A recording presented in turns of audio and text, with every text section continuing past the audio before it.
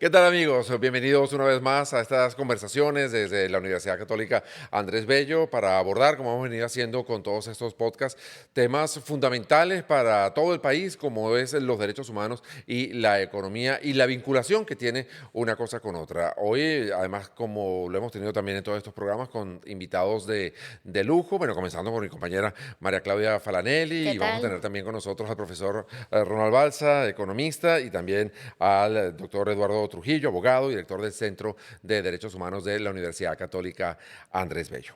Vamos no sé si me parece, María Claudia, bueno, comenzar a hacer algunas definiciones, porque Sí, vamos a tocar el tema de la diplomacia en derechos humanos y la economía sí, venezolana, quizás ¿no? podríamos arrancar un poco hablando sobre cuál es la influencia actual de los organismos internacionales en la resolución de la crisis venezolana. Bueno, la verdad es que, fíjense, los organismos internacionales de protección sí tienen una influencia. Conforme a la Constitución venezolana, todas las personas tienen el derecho de acceder a organismos internacionales de protección. Y en consecuencia, allí se van generando una serie de dinámicas en donde participan organizaciones de la sociedad civil y también participan víctimas, en donde se puede brindar la tutela de ciertos derechos que han sido violentados en el país de origen. Y sobre todas esas dinámicas se entretejen unas relaciones en donde la diplomacia también tiene una importancia fundamental porque muchos de esos organismos internacionales a su vez dependen de tratados internacionales que han sido suscritos y ratificados por estados, ¿no? Claro, pero eso está, digamos, en el papel, en la teoría, pero buena parte de nuestro drama es que esas cosas que están escritas en el papel, tanto en la Constitución como en los convenios, al final no se cumplen, terminan persiguiendo a los defensores de derechos humanos, terminan impidiendo que organismos internacionales ingresen al país a verificar lo que está ocurriendo, se les criminaliza, se les señala, o sea, en definitiva, una cosa es lo que dice la teoría y otra es lo que está ocurriendo en la práctica en el caso de los derechos humanos en Venezuela, ¿no, Eduardo? Sí, Unai, y no solamente en el caso de Venezuela, también hay otros países de la región en donde hay mayores grados o menores grados de cumplimiento de los tratados en materia de derechos humanos. La verdad es que los organismos internacionales de protección, nosotros quienes trabajamos en materia de derechos humanos, bueno, siempre procuramos asistir a esos organismos porque ellos generan presión en los estados para el cumplimiento de sus obligaciones, pero siempre ese cumplimiento termina siendo imperfecto. Porque en el derecho internacional hay algo que se llama el principio de buena fe y los tratados son cumplidos de buena fe y desafortunadamente no hay fuerzas coercitivas que de alguna manera obliguen a los estados en cumplir estos tratados. Y allí es donde encontramos algunas lagunas en el cumplimiento de obligaciones en materia de derechos humanos. Sabes que siento que una preocupación, digamos, de los ciudadanos es que pareciera que estos organismos o la diplomacia no va al ritmo de las Sí. necesidades de las personas, de lo que queremos resolver. Entonces, no sé, a veces se siente como que quizás el objetivo no llega tan rápido como uno quisiera. Entonces, no sé cómo tratar de explicarle a la gente que ese es el camino y que sí va a rendir frutos. Sí, digamos, yo por el trabajo que hago en la UCAP y bueno, también por la relación que tengo con colegas del movimiento de derechos humanos en Venezuela, en muchas oportunidades hay frustración. Frustración porque los organismos internacionales de protección no tienen la capacidad de dar la respuesta adecuada desde el punto de vista macro. Quizás a veces nosotros sembramos demasiadas esperanzas en los organismos Claro. internacionales de Claro. protección, porque no van a poder resolver los problemas macros de los países. Creo que pueden ayudar en casos concretos. Yo les puedo decir realidades humanas como quizás en alguna oportunidad una medida que ha sido otorgada por la Comisión Interamericana de Derechos Humanos ha ayudado a mejorar las condiciones de reclusión de una persona Ok. en un recinto penitenciario. O la intervención a tiempo de oficiales de la Oficina del Alto Comisionado de Naciones Unidas ha colaborado en tratar de morigerar procesos de persecución que han tenido jóvenes líderes políticos. Entonces, en casos puntuales pueden ser muy útiles, pero cuando se ve el panorama amplio es donde el saldo termina Porque siendo... son tantos los problemas a resolver que Claro. resuelvas uno o dos y dices, bueno, no se está resolviendo nada, ¿no? Y cuando a lo mejor hay Lo un que pasa es trabajo que se está cuando haciendo. es tu problema, Claro. es al 100%. Claro, claro. Claro. ¿Ok? Todos nosotros somos el 100% de nosotros Sí. mismos, ¿no? Sí. Ahora, desde el punto de vista económico, la situación de emergencia que tenemos en el país, de emergencia humanitaria, que es también evidentemente un problema de derechos humanos, ¿cómo se inserta en toda esta situación y cómo de alguna manera también, hablando de la diplomacia, los derechos humanos se terminan utilizando también como piezas para presionar o para conseguir algunos beneficios o algunas prebendas en un momento determinado, Ronald? Bueno, yo comenzaría distinguiendo los derechos de los venezolanos en Venezuela Ok. y los derechos de los venezolanos que emigraron, que muchas de estas organizaciones internacionales también se preocupan por los derechos de los migrantes, ¿no? Y visto desde el punto de vista de sus medios de subsistencia, sus medios materiales de subsistencia, pues, estos organismos ciertamente contribuyen buscando recursos para atender tanto la emergencia humanitaria compleja dentro de Venezuela como la de los venezolanos que están afuera.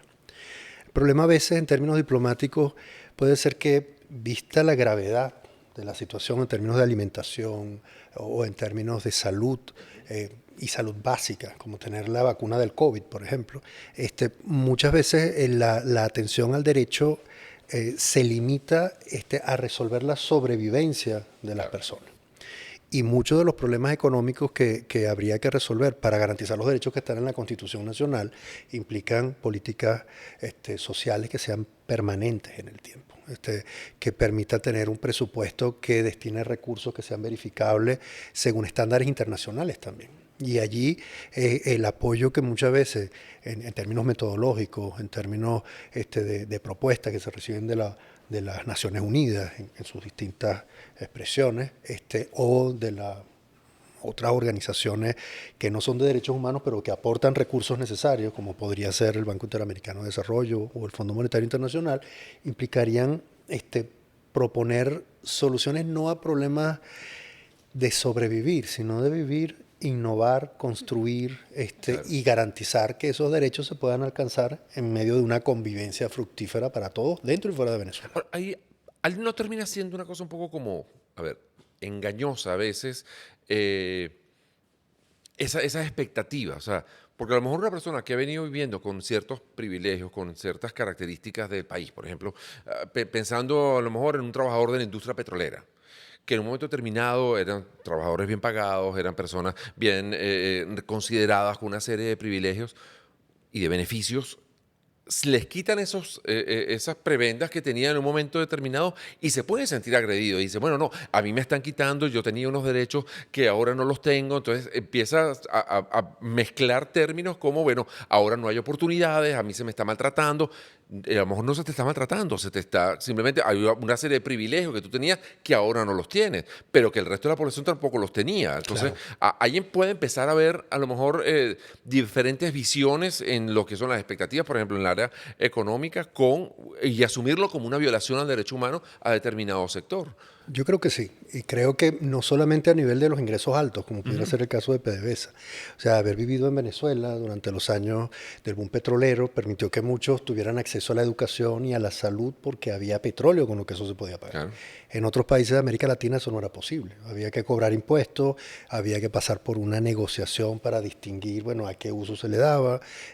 Había toda una discusión política que a veces llegaba a conflictos terribles, como los que ocurrieron en el Cono Sur, sobre qué se consideraba un derecho y qué no. Claro. Y abría la puerta, además, a represión y a violación de derechos humanos en los que todos estaríamos de acuerdo, como tortura o asesinato.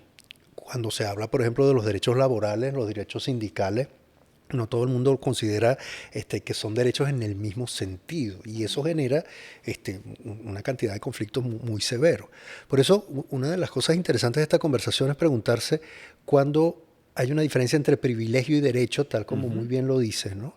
Y la otra cuando se reconoce que un derecho es costoso y hay que conseguir la manera de financiarlo de modo sostenible. Es decir, nosotros todos queremos que los niños estén bien alimentados, pero para alimentarlos hay que tener alimentos. Claro. Y que estén educados, y hay que tener maestros, y hay que tener médicos que pongan las vacunas.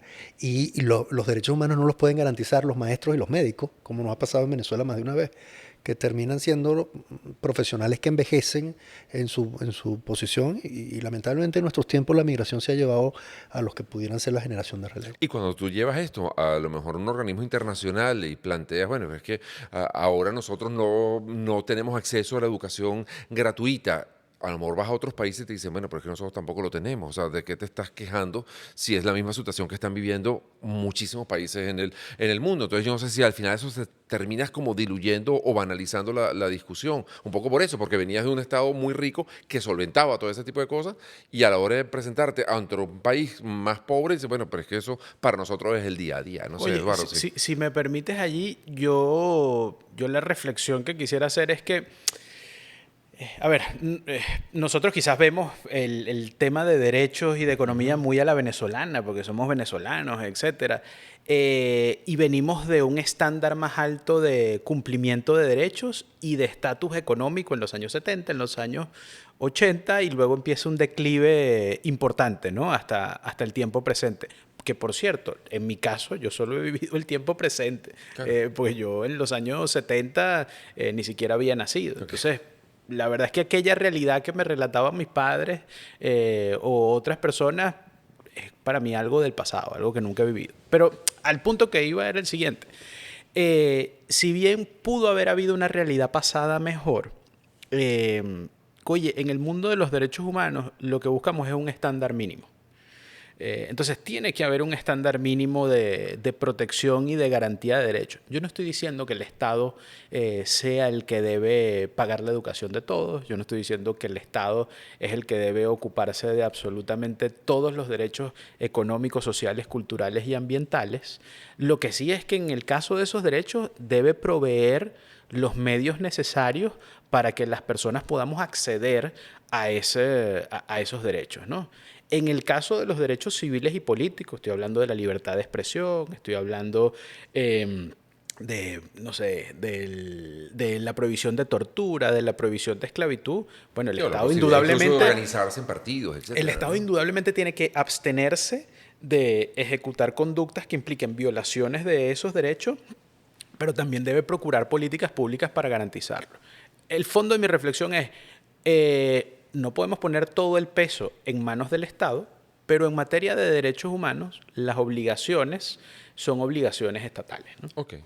Ahora, pero sí digamos, la comunidad internacional cada vez pareciera estar más en la línea de saber que precisamente el Estado no está brindando esas bases para permitir que los venezolanos tengamos cubiertos nuestros derechos humanos. Entonces, un poco quería hablar con ustedes sobre cómo ven, cómo ha cambiado la narrativa en ese sentido y cómo el gobierno ha tratado de quizás alinearlas con ellos, pero ya la comunidad internacional sabe lo que está pasando. Y creo que eso también es trabajo de las ONG, de todo el movimiento que han hecho dentro del país para que se sepa lo que está pasando, ¿no?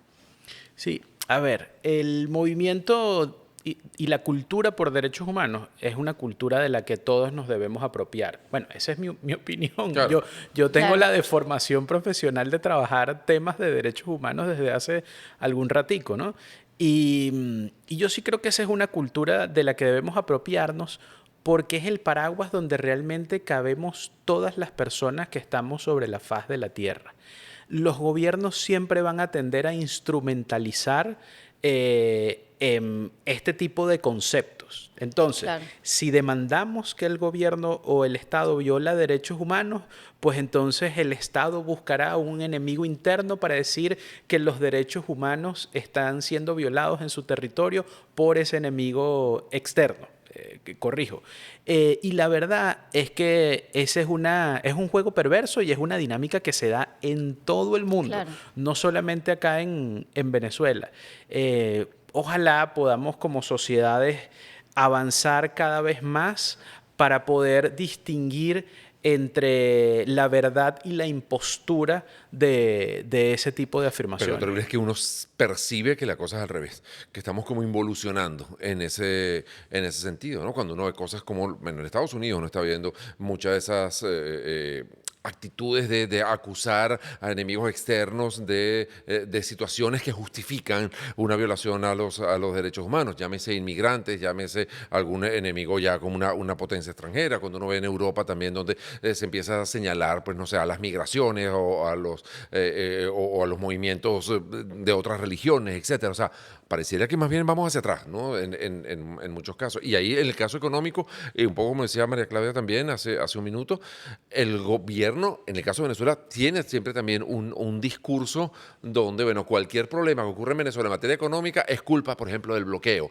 o de las sanciones, mientras que uno está en la calle y ve justamente que esos personeros del gobierno están llenos de privilegios y de lujos y de acceso a esos bienes que vienen del exterior. En materia económica, Sí. ¿cómo se maneja eso? Sí, bueno, en materia económica me gustaría Sí. dar un paso atrás a la definición de derechos humanos tal como de pronto la conocemos desde el siglo XX, ¿no? O sea, ya la referencia a los derechos humanos viene después de la Segunda Guerra Mundial, o sea, un proceso de violaciones masivas de derechos humanos, y el antecedente era la Revolución Francesa, durante la cual también se violaron derechos humanos, de modo, pues, fue un patrón de violaciones de derechos humanos. A mí me llama la atención cómo el concepto de derecho va cambiando en el tiempo. Claro. Al principio se dice derecho del hombre y ciudadano, después derechos humanos, después hay derechos de la mujer, derechos del niño y adolescente, derechos de género. Es decir, como que reconocer las diferencias es lo que hace que haya unos grupos de los que tú formas parte dispuestos a defender los derechos de los diferentes. Esos grupos se encuentran con la oposición de quienes piensan que todos deben ser iguales a ellos mismos. Que es lo que ocurre en situaciones como las que vemos bueno, desde hace mucho tiempo en las guerras étnicas y los procesos de destrucción que han ocurrido permanentemente. Pero cuando uno está de acuerdo sobre la base del derecho, es decir, si yo estoy de acuerdo con que hombres y mujeres deben tener las mismas oportunidades laborales, que los niños deben tener las mismas oportunidades de educación y salud, estoy de acuerdo con que la libertad de expresión debe existir, que los trabajadores deben poder negociar sus condiciones laborales, la pregunta después viene, ¿cómo hago que esos derechos se puedan lograr? No es convencer al otro de que es un derecho, es hacer que el derecho sea efectivo. Y a veces sí, lo que puede hacer un Estado no es tanto garantizar los recursos para que eso ocurra, sino garantizar el espacio para que los recursos Fluyan, públicos y sí. privados Bien, se sí. usen en eso. Y la pregunta en la vinculación entre los derechos tiene mucho que ver con cómo uno percibe el funcionamiento de la economía. Por ejemplo, si yo les digo, para poder garantizar que los niños tomen leche hay que controlar el precio de la leche, pues entonces es posible que haya escasez de leche. Claro. Si yo digo no, para que los trabajadores puedan conseguir trabajo, pues entonces hay que controlar el salario y no pueden negociar sus condiciones, se eliminan los sindicatos. Es decir, es como si la concepción sobre la economía implica que los derechos son alcanzables o no y que los conflictos pueden generar represión dependiendo de quien tenga el poder en el momento en el que esté. No, y a veces uno escucha incluso hasta, por ejemplo, en grupos empresariales o en grupos sindicales, ¿no? Entonces, donde plantean eso, que haya libertad para yo fijar los precios o para yo... Pero por otra parte, le exige al Estado que te dé créditos baratos, que te otorgue una serie de privilegios o que limite las importaciones. Entonces ya va, las libertades son a tu conveniencia, ¿no? Que te otorgue subsidios Claro, a tus que te otorgue productos. subsidios y que te dé... No, entonces ahí sí te parece chévere un Estado intervencionista y controlador, pero cuando me toca controlar mis beneficios, o en el caso hasta tengo que ser no sé, en el caso de los derechos humanos que tiene que ver con la libertad de expresión, entonces también empieza, no, eso no se puede estar diciendo, la gente tiene que establecer controles, cómo es posible que permitan que la gente a través de las redes sociales diga lo que le dé la gana. Entonces nos gusta también que haya alguien que nos controle porque me incomoda eso que se está planteando en un momento determinado, ¿no? Por eso a mí me parece que el papel de un Estado que de verdad quiera proteger esos derechos humanos que nosotros defenderíamos, pueda ser efectivo implica que haya coherencia que haya una capacidad de comunicación de los pros y los contras de tomar ciertas decisiones. Por ejemplo, si yo quiero que los niños tomen leche, yo no debería controlar el precio, sino garantizar que alguien pague por esa leche, que es lo que han hecho las monjitas muchas veces, ¿no? O sea, consiguen a alguien que pague para atender a personas que están en situación de vulnerabilidad. Era lo que hacía la Madre Teresa, que no podría cobrar impuestos. Entonces, bueno, la razón para hacerlo es religiosa o es bueno, la concepción de la humanidad que cada uno tiene. Puede ser diferente y sin embargo ser compatible. Porque si el objetivo es defender al vulnerable, bien definido como vulnerable, lo que hacen falta son medios para hacerlo sostenible en el tiempo. Ahí digamos que se vincula la voluntad de querer hacer algo, que creo que ese es el problema que hay en Venezuela. Creo que hay una falta de voluntad en querer resolver los problemas. Pero sería voluntad de quiénes. No del Estado, evidentemente. O sea, de decir, ok, yo te voy a dar las bases para que tú puedas hacer algo. No evitar el control, por ejemplo. Ya sabemos y por la experiencia que hemos tenido que mientras más control tenemos más problemas. Y es una medida que no han derogado, es decir, la usan cuando ellos quieren. Entonces, es decir, como que no hay voluntad de querer que la gente esté bien. No sé si me explico. Quizás ahí eso vaya de la mano con la necesidad de permanecer en el poder. Claro. Quizás ahí es donde está parte de la clave del desajuste, ¿no? O sea, tengo la necesidad de permanecer en el poder y en consecuencia me voy ajustando progresivamente para continuar en el ejercicio del poder. Sí, y controlo o libero en la medida de la conveniencia de estos 15 minutos, ¿no? Sí, y eso pues nos hace mucho daño. En la esfera de derechos humanos eso hace mucho daño. Eso es lo que hace que tengamos personas encarceladas por causas políticas, pero también que tengamos a miles de personas con retardo procesal o sin juicio en penitenciarías alrededor del país, en malas condiciones, o sea, no en condiciones indignas. Y bueno, yo pudiese enunciar con cada dedo de mis manos situaciones lesivas a derechos humanos, ¿no?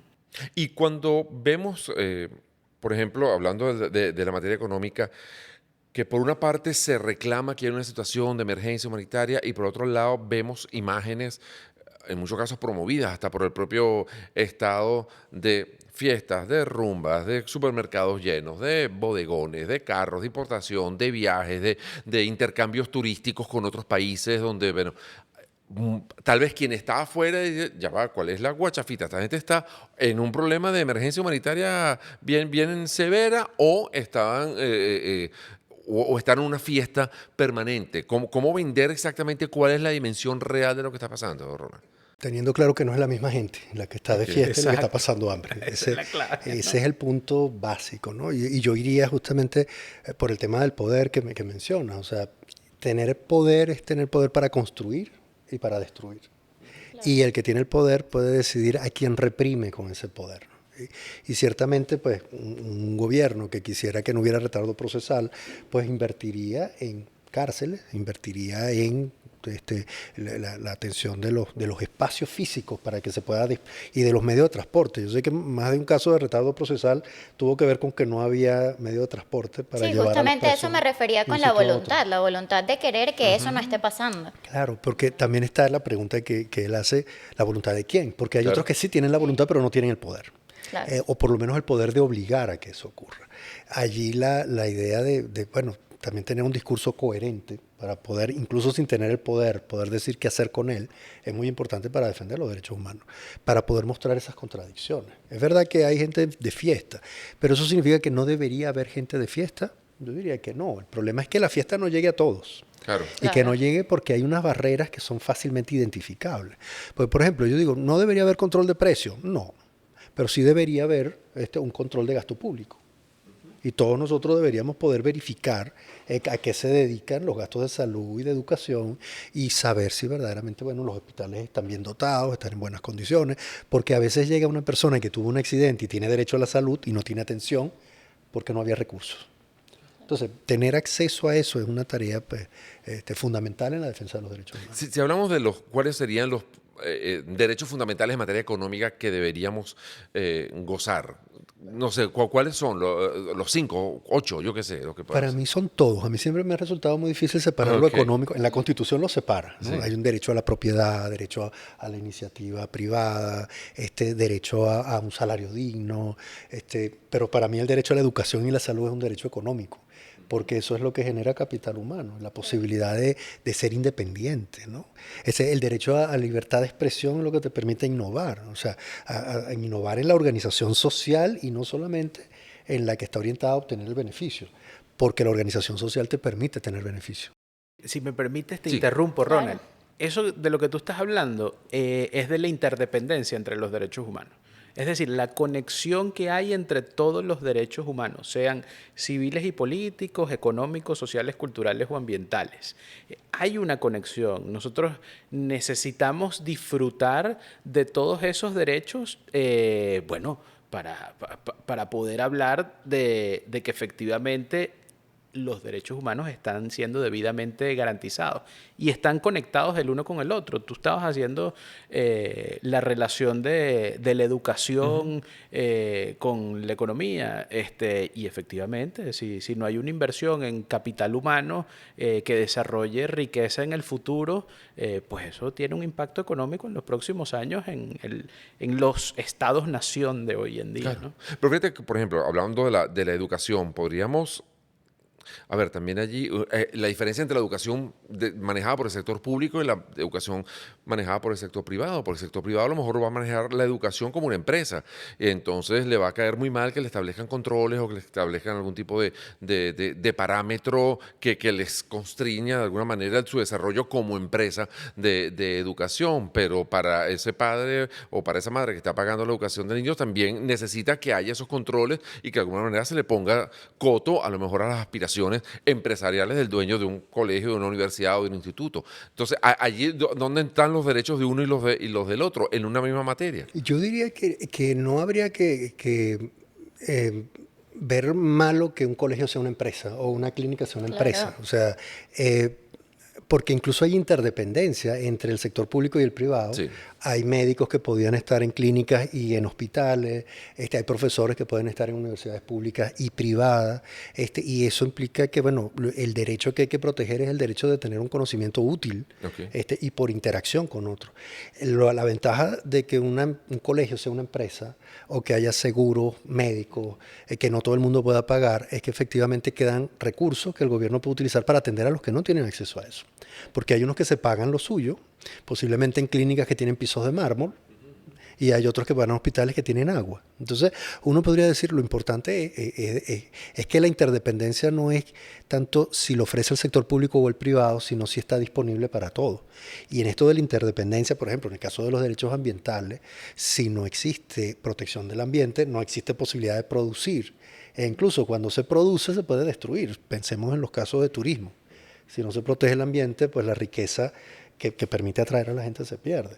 O en los casos de las inundaciones que hemos visto recientemente, o sea, cuando no se piensa en grande, en el caso de los derechos humanos y el calentamiento global, pues la posibilidad de producir, o incluso lo ya producido, se puede perder. El tema de esta visión que se pudiera tener también de esos venezolanos que en un momento determinado salieron del país y que a lo mejor no están percibiendo algunos cambios que se están dando en Venezuela. Yo no sé si ha mejorado la situación de la economía venezolana, si ha crecido, como comentábamos en estos días, o estamos en presencia de una economía entaconada, ¿no? O sea, sí, está más alta, pero eso ¿es que ha crecido la economía o es que está montada en unos tacones? O sea, ahí es lo que uno termina de saber muy bien. O estamos en presencia de unos brotes de una cosa que más adelante sí vamos a ver florecer de una buena manera. Entonces, evaluarlo ahora es un poco difícil. Pero tal vez el relato de quien está afuera y que tiene en su imagen, en su mente, la Venezuela que dejó cuando había escasez, puede ser muy distinta a la del venezolano que está viviendo aquí ahora. Y yo no sé si eso pudiera incluso en un momento determinado chocar en las luchas, bien sea del desarrollo económico, de los derechos humanos, bueno, del relato que se tiene afuera con el relato que se tiene adentro y hacer en un momento determinado cortocircuito con las informaciones y los relatos que se tienen. No sé. Sí, yo creo que los cortocircuitos son muy útiles en estos casos. Primero porque no todos están en la misma situación ni dentro de Venezuela ni fuera. O sea, muchos de los migrantes pueden haber logrado integrarse o no en los lugares en los que estaban. Incluso algunos que se integraron después que vino el COVID, a lo mejor se desintegraron de los espacios en los que estaban. Incluso hay venezolanos que pueden haber tenido familia afuera y están recibiendo remesas y dejaron de recibirla, o algunos se fueron y consiguieron espacio en otros lados. Es decir, todos a lo mejor tenemos una imagen del venezolano en singular, pero todos somos venezolanos en plural. Claro. Entonces el cortocircuito ayuda mucho, primero porque viendo desde afuera que hay en las Mercedes una cantidad de lugares, alguno podría decir yo me voy, pero si conoce Caracas sabe que las Mercedes es pequeñita. Entonces dice, si nada más me está mostrando las Mercedes. Es como decir, no, es que hay bodegones, sí, pero el centro comercial está vacío. Nada más hay 2 o 3 bodegones nuevos. Entonces, en más de un caso, pues esa persona que está viendo desde afuera puede tener una visión distorsionada de su vinculación con el país que dejó. Pero por otro lado, puede estar viendo oportunidades que antes no veía. Claro. Yo, por ejemplo, tengo la idea de que antes de que empezaran las migraciones, los venezolanos eran sobre todo viajeros. O sea, iban a ser atendidos a otros países. Y regresaban con la idea de que vivir en otro país era vivir una fiesta. Y ahora están sirviendo a otros. O sea, están trabajando en distintos ámbitos. Y no es lo mismo viajar y volver a casa que tener la casa en un sitio ajeno. Claro. Claro. O incluso, perdón María Claudia, incluso la posibilidad, y a lo mejor es parte de lo que está ocurriendo también en Venezuela, que a raíz de la pandemia, a raíz de esas experiencias que han tenido algunos afuera, personas que tenían recursos y que les daba miedo invertirlo en Venezuela porque veían un panorama dudoso, inestable, cuando han intentado hacerlo afuera y han visto que afuera también es dudoso, es inestable, es riesgoso, dicen, no, yo lo voy a invertir en Venezuela. Y eso no quiere decir ni que estén enchufados con el gobierno, ni que sea producto del narcotráfico, ni que estén lavando dinero. Simplemente es personas que resolvieron el capital que tengan, mucho o poco, invertirlo en Venezuela y están viendo cómo sus empresas generan trabajo, cómo están creciendo, cómo están bonitas, cómo están actualizándose. Entonces ahí hay también una es que se crean nuevas redes pues. y esas nuevas redes vienen del cortocircuito también. Porque, por ejemplo, en Venezuela tuvimos hiperinflación y la propuesta de más de un economista era dolarizar la economía. Y el dólar era una pata de conejo, porque cuando yo tengo dólares ahorrados y vivo en un país petrolero, pues el dólar parece que es la seguridad contra todo mal. Sí. Pero no, si uno vive en los Estados Unidos le pagan en dólares, pero si no tiene trabajo no le pagan. Claro. Es decir, el dólar no es una pata de conejo. Pero este periodo de migraciones, de tener que vivir desde afuera y tratar de conseguir lo que uno consideraba un derecho en Venezuela, que era tener educación gratuita, tener salud gratuita en algunos contextos, se convierte en un problema cuando no se consigue en otra parte, que no es tu país además. ¿En qué tanto está beneficiando la narrativa de este crecimiento, de esta estabilidad y lo que se ve en redes, como dice Unai, la rumba, los restaurantes, etcétera, al gobierno en términos de apoyo? No lo sé. Porque es que no lo sé. No lo sé. Para serle sincero, no lo sé. Yo tampoco. Porque no mido esa claro, opinión. pero lo que me refiero es, ya has pasado de que, digamos, todo el mundo, las organizaciones internacionales, te dicen, mira, la situación es esta, tantos niños están pasando por esto, etcétera. Y de repente ahora puedes decir, bueno, no, pero aquí está que estos organismos también económicos dicen, yo crecí 9% este año, etcétera. Entonces, bueno, quizás ¿cómo se puede ver eso? Bueno, sí, la gente se está muriendo de hambre, pero el gobierno te reporta Hay un esto. cambio, Mira, Claro. aquí O tenemos, la misma encuesta en Lo COVID pasó beneficia. recientemente que reporta una disminución Claro. importante de la pobreza en Venezuela. Tú dices, entonces, aquí tenemos al lado al decano Balsa, ¿no? Y él aclarará mi hipótesis. Pero ya te yo le- pusieron la toga del virrey. pero- Qué peligro, ¿eh? Pero yo planteo lo siguiente. Está bien. Imaginemos que efectivamente hay un crecimiento económico, pero ¿cuántos años de decrecimiento teníamos Bueno, acumulados? evidentemente. Entonces, cuando haces el comparativo del crecimiento con el decrecimiento acumulado en los últimos 10 o 12 años, bueno, evidentemente eso no es una cifra de la que alegrarse. A lo mejor en realidades individuales, sí pudiesen encontrar algunas mejorías, encontrar que algunas personas ya no tienen el agua aquí, sino que la tienen aquí o la tienen aquí, Claro. pero resulta que siguen habiendo más de 7 millones de personas en Venezuela en inseguridad alimentaria. Y eso es grave. O sea, eso es muy grave, eso no es algo de lo que podamos sentirnos contentos. Y en consecuencia, pueden haber unas mejorías y yo las aplaudo y me encanta que se promueva la producción y la inversión en el país, pero sin inobservar esta otra cara de la moneda, Claro. que es Claro. la cara menos bonita, la cara menos pulida, la cara menos amable, pero es una cara humana, y resulta bueno, en las relaciones humanas hay que privilegiar la supervivencia de las personas. El tema es, por ejemplo, ahora que estamos hablando de diplomacia y economía y derechos humanos, el tema de las sanciones, por ejemplo, el tema de la visión que se tiene desde afuera sobre lo que ocurre en Venezuela, ¿usted no perciben que ha ido cambiando a favor del gobierno, por ejemplo? O sea, que en vista de que en Ucrania hay una guerra, en que en otros sitios hay unos incendios, que en Estados Unidos hay una inflación galopante, que el combustible se está acabando, se está Sí, empezando como a hacerle un poco los locos y y que ve, no le importa justamente tanto, vamos a aligerar algunas cosas para obtener beneficios. ¿Se me Justamente a refiere? eso me refería con el tema de los apoyos. Está todo esto sucediendo y de repente, bueno, en Venezuela están estos estimados de, bueno, hay un crecimiento, se ve esto es lo que se palpa de cómo está la situación en Venezuela o digamos en Caracas, que no es la realidad del interior del país. A eso me refería, cómo integrar eso. Bueno, yo me iría por la profundidad del discurso. O sea, decir que Venezuela está mejorando, porque por ejemplo la ENCOVI tiene una cifra de pobreza mejor que la anterior, nos llevaría a hacer un montón de preguntas que la ENCOVI no puede responder. Por ejemplo, ¿por qué el gobierno no publica las cuentas nacionales que están disponibles en todos los países del mundo? O sea, cuando otro país dice que Venezuela está mejor y no tiene las cuentas nacionales, debería preguntarse por qué no hay cuentas nacionales. Claro. Si uno dice, bueno, Venezuela acaba de pasar por una hiperinflación de casi 4 años y una caída de la producción de casi 80% desde el 2013, y ahora se dice que está mejor, pero bueno, se ha pasado por el infierno. Entonces, Claro. uno podría decir, hay una cantidad de venezolanos, más de 5 millones de venezolanos, que se fueron del país y ahora parece que está mejor es porque se está repartiendo lo poco que hay entre menos gente. Entonces, no es tanto así como que las condiciones en Venezuela mejoran y por eso el discurso a favor del gobierno puede ser menos duro. Con respecto al tema de las sanciones, yo sí creo que hubo y recuerdo haberlo planteado en el 2017, había un problema de fondo. O sea, las sanciones presumen que crear restricciones económicas puede debilitar al gobierno.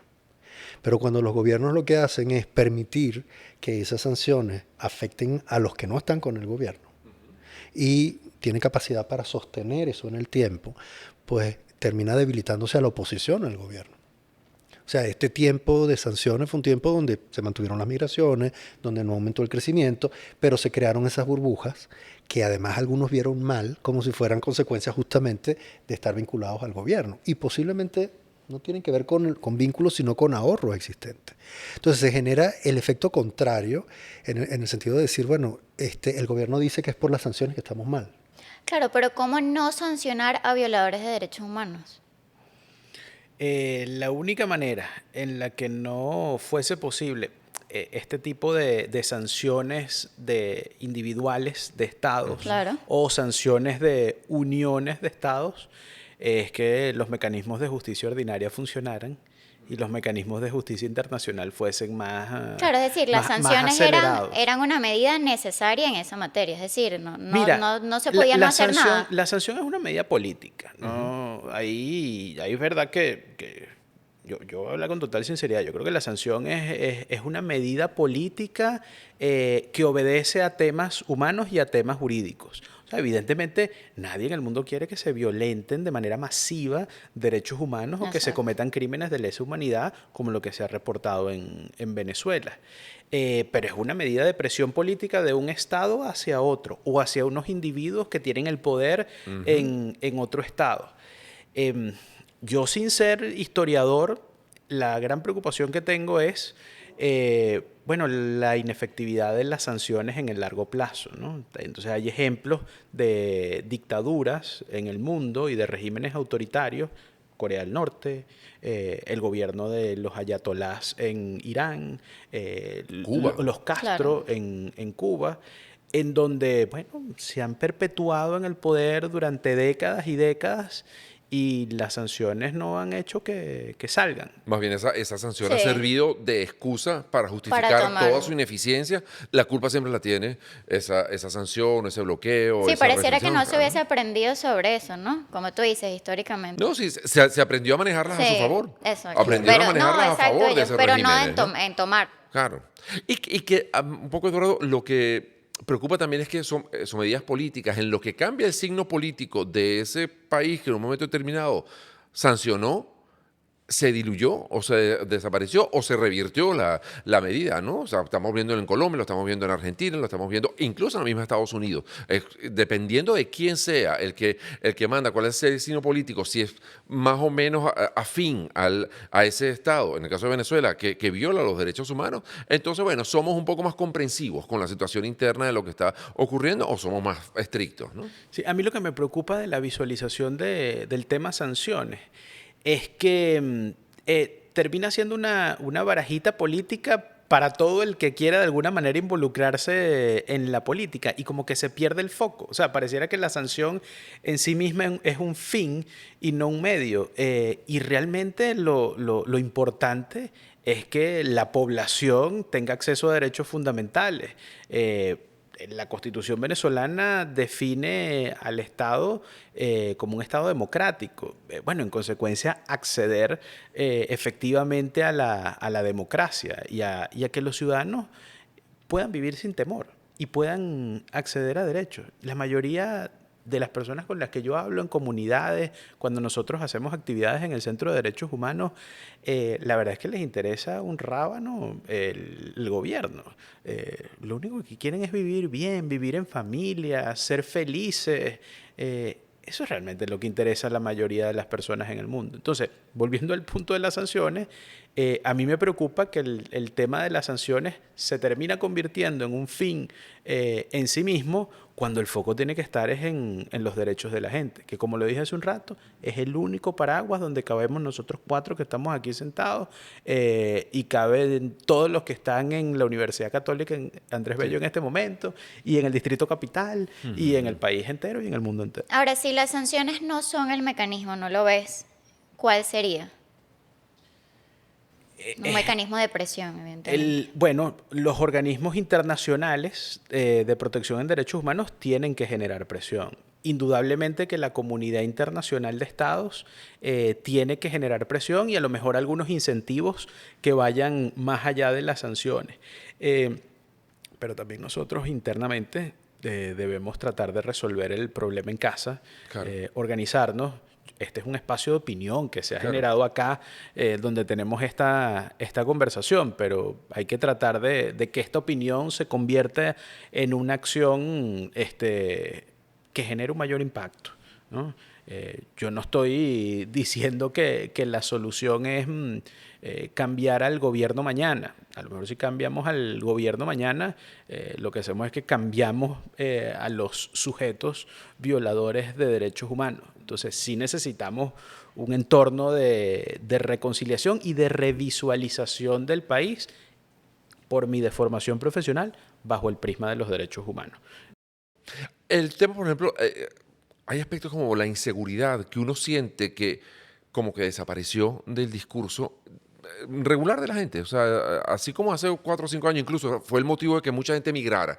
El tema de la inseguridad hoy como que ha desaparecido. Yo no sé detrás de eso, hay muchas historias, muy pocas cifras, muy poca información de que ha habido verdaderas limpiezas en zonas donde había malandros, pues, o sea, donde simplemente acabaron con bandas completas y aquello ni se reportó, ni se señaló, y no sé ni siquiera si se investigó muy bien qué ha pasado con esas bandas, e incluso en algunas megabandas, uno no sabe si es que se fueron del país o que simplemente los mataron, pero y traigo eso y estoy pensando un poco a las declaraciones recientes del presidente Bukele en El Salvador, cuando se planteaba, bueno, yo aquí estoy tratando de defender los derechos humanos de las personas decentes, la gente trabajadora. Entonces me importa muy poco lo que, o no tanto lo que está pasando con esas maras que tengo presas. O sea, yo tengo que controlar a estos grupos que me estaban, digamos, alborotando la situación de seguridad en el país. En esos casos, por ejemplo, ¿cómo ves el tema de derechos humanos y lo que está pasando en Venezuela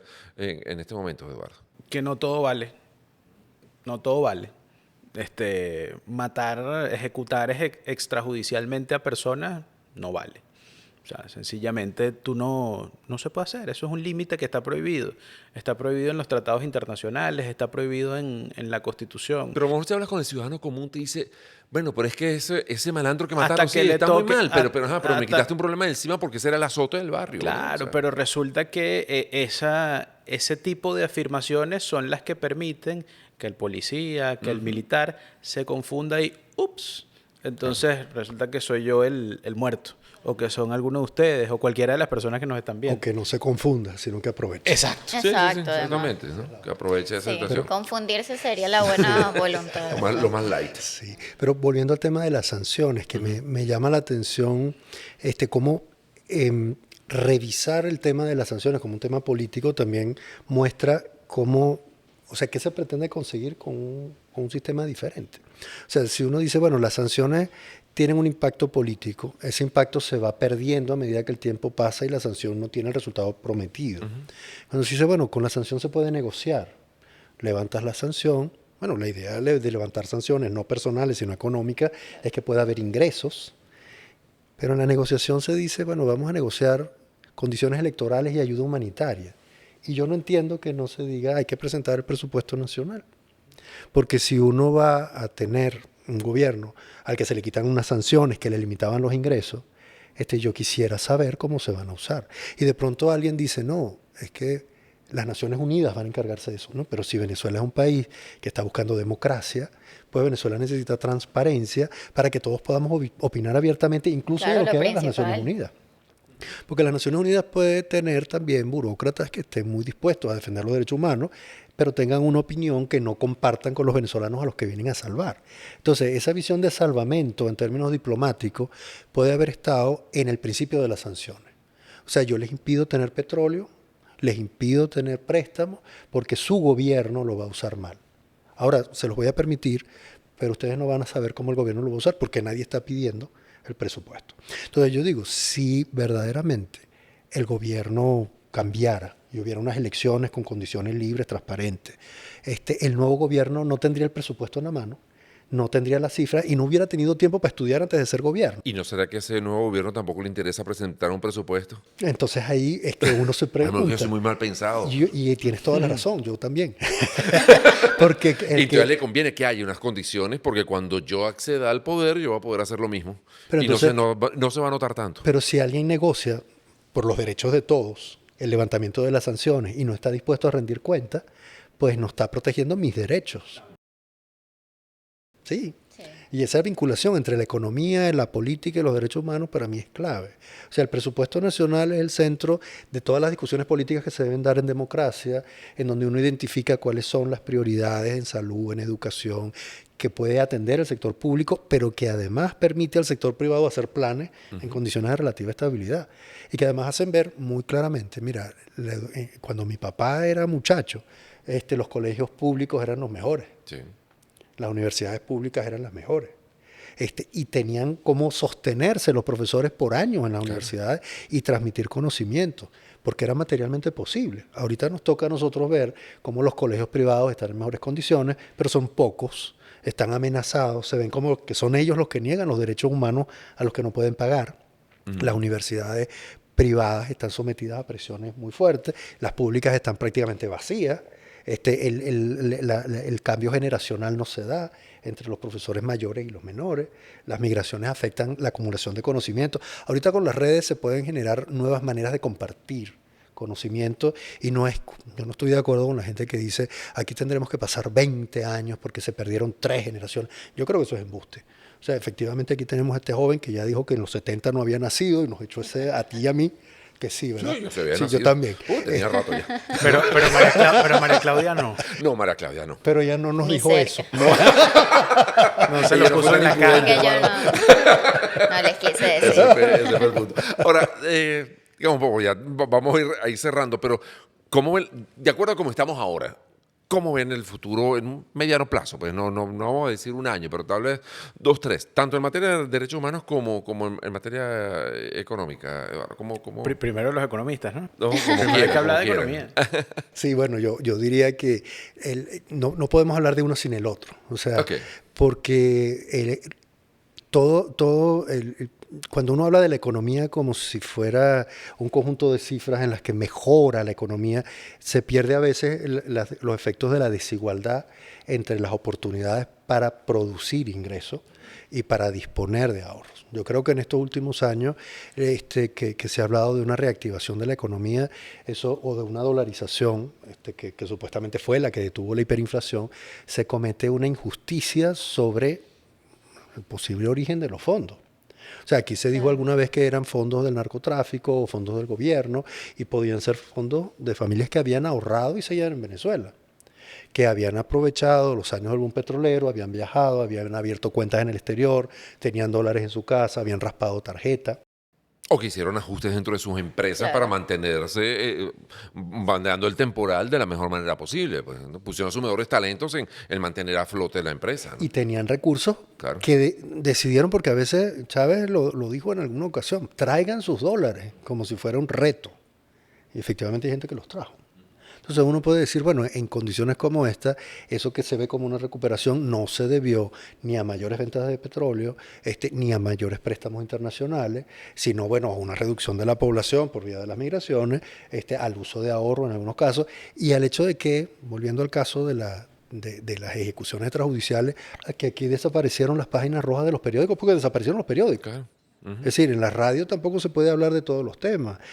Y a veces lo que uno sabe anecdóticamente tiene que ver con el entorno en el que uno se mueve. Pero quienes viven en zonas en las que posiblemente hay un delincuente que tiene dominio, que puede ser el mismo policía, pues sufre algo que los demás no ven. Entonces, yo sí diría, en los próximos años, primero, estamos sometidos a una arbitrariedad tremenda. Al gobierno le quiten las sanciones o no las quite, ya demostró que quiere conservar el poder como sea.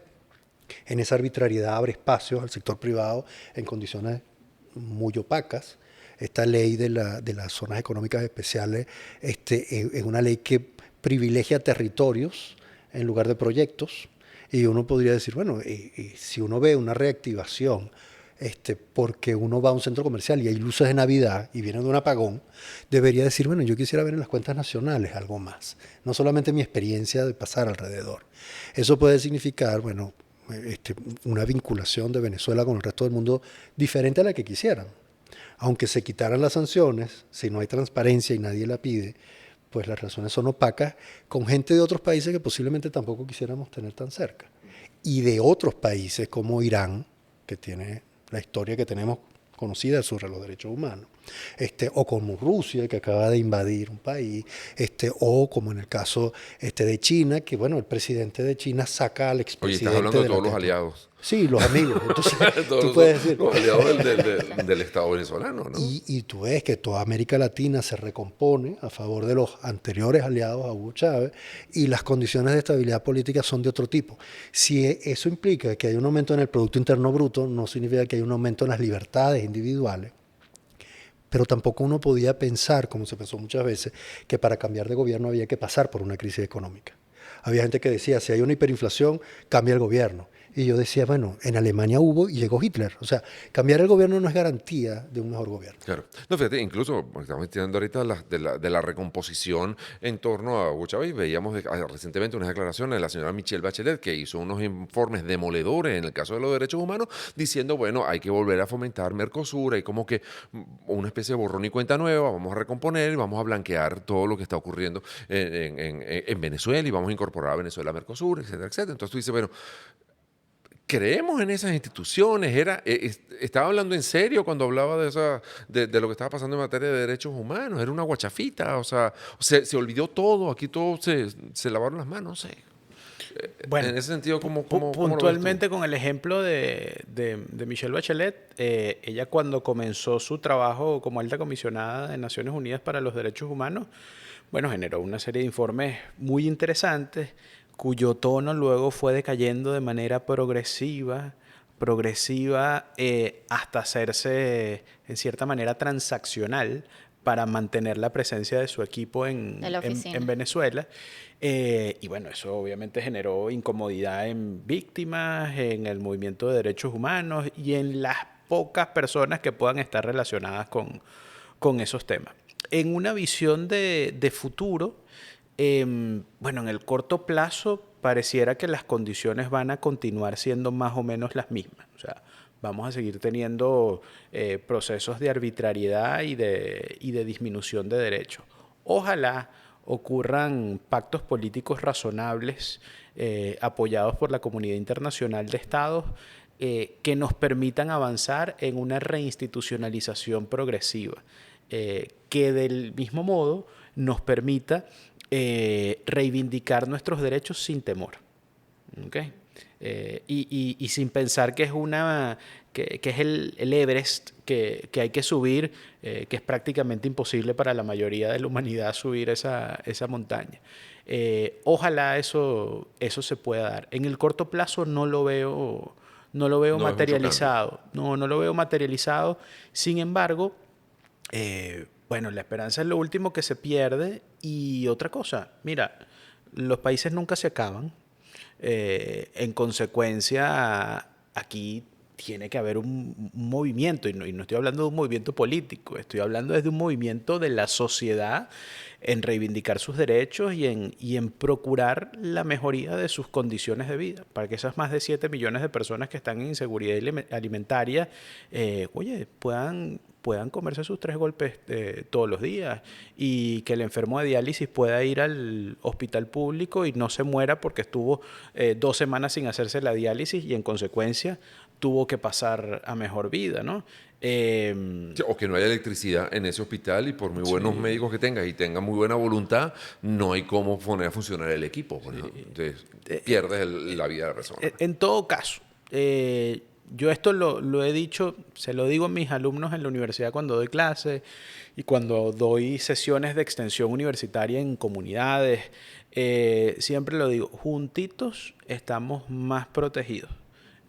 Como los peces que van en cardumen, como las manadas de animales. Hay que juntarse para hacer espacios de protección y para reivindicar derechos, porque no es lo mismo que vaya uno a hacer una solicitud a que vaya un montón. Esa lógica hay que tratar de impregnarla en la sociedad para vivir mejor. Yo no estoy seguro que Venezuela vaya a ser el mejor país del mundo, el más rico del mundo. Lo que queremos es que sea uno bueno, en donde podamos acceder a derechos y que nos sintamos cómodos. Que ese movimiento se está dando en este momento. O sea, que la gente se está organizando, que está buscando esa unidad cada uno en su ámbito y a su manera. Yo creo que hay una gran cantidad de personas pensando el futuro de este país. De hecho, nuestro fallecido rector, Francisco José Virtuoso, era, bueno, un tipo totalmente preocupado por tender puentes para mejorar la Venezuela del presente y la Venezuela del futuro. Entonces, gente como él que ya falleció, pero hay gente que sigue viva, que sigue pensando en eso, que procura organizarse.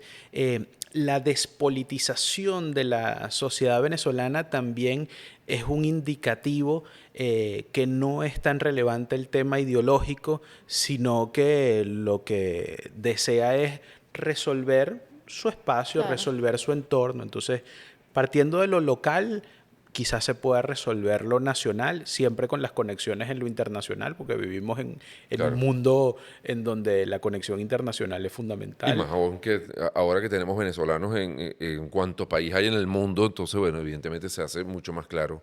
Y qué bueno, además que estemos generando este tipo de espacios de discusión para conversar sobre este tema. Yo creo que eso también al final termina aportando, ¿no? Yo creo que uno de los aportes que puede ser importante es pensar que no hay que oponer economía y derechos humanos, como en algunos casos se hizo.